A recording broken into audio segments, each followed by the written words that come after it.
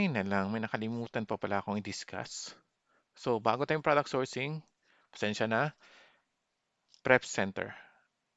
May mga student kasi, napansin ko sa mga student ko rin, hindi nila alam saan sila maghanap ng prep center. Minsan, ano nila yung VA nila, can you ChatGPT or Google? Nope, walang makahelp sa inyo ng ganon.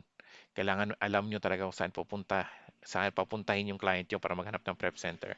So, dito, ituturo ko. Until now, okay pa yung mga prep center doon at data, lahat ng data nandun na sa website na yon.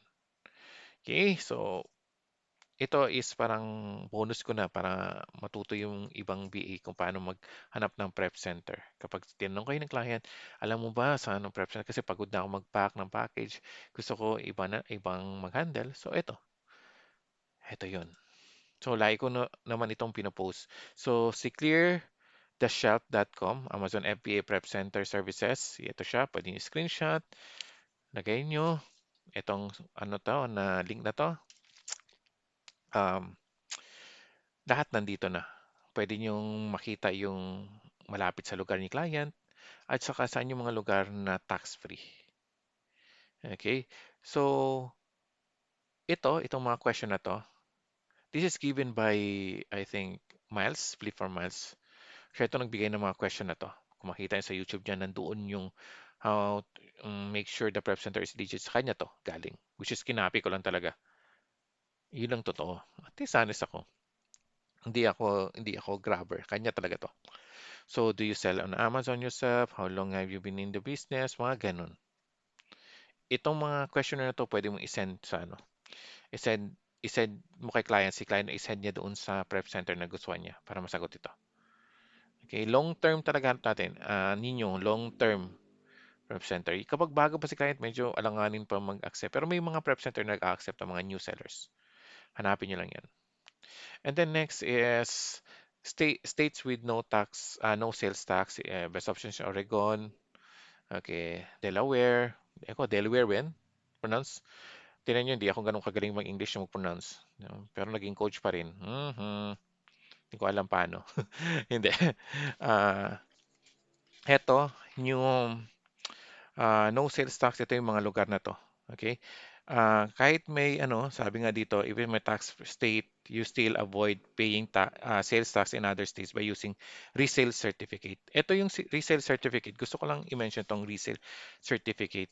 The thing is, kapag nag-provide ka ng resale certificate sa mga binebenta mo para hindi ka mataksan, ika-cancel nila yung order mo. Kasi it means you're a reseller. Ayaw ng ibang website ng reseller. 'Di ba? Sabi niyo na, para maiwasan natin ang sales tax, ito yung mga ng mga newbie seller. Kailangan magkaroon ako ng resale certificate para maiwasan ko yung tax. Which is wrong. Kasi wala rin talaga magagawa yung resale certificate mo kapag nag-OA ka. Kung nag-wholesale ka, ganun din. Kasi manaman yung reseller ka, yung ibang kasi mga website na wholesale, ayaw nila ng reseller. Notion marketing, yung mga wholesale. So, mas maganda kung may resale certificate ka, wag mo na ipapakita. At kung mag-order ka ng maraming product, ito tip ko na rin sa maraming product sa isang website, kung pwede sample lang. Hindi ka muna kapag question si client, sabi niya, ay, na-question ako, bakit ko nag-purchase ng ganito? Sabi mo, nagkaroon ng activity ang pamilya niya, nag-order ka ng marami or ang daming reasons. Pwede kong i-post yan sa Facebook ko kung ano yung mga pwedeng i-reasons para hindi ma-cancel yung mga tawag ito, binibili yung product sa isang website. Okay, yan ang tinuturo ko sa mga purchaser, lalo na kapag kinu-question sila. So, abang-abang na lang muna doon sa Facebook ko. Ipo-post ko na lang doon, lalo na sa group, sa FB group ko.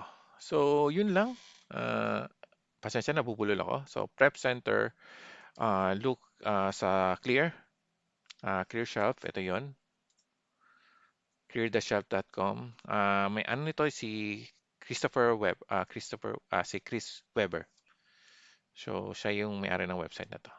Okay, kapag map up yung sa inyo yung gating ng mga websites, huwag nyo i-click yun. Wala yun. Matagal na yun. 2023 pa yun. Hindi na yun, hindi na yun, tawag dito, hindi na siya updated at all. Kasi may Nike pa doon nilagay siya. So, wala na yun. Kaya yun lang ang tip ko. So, alis na muna kayo. Hanap mo, pahinga muna ako.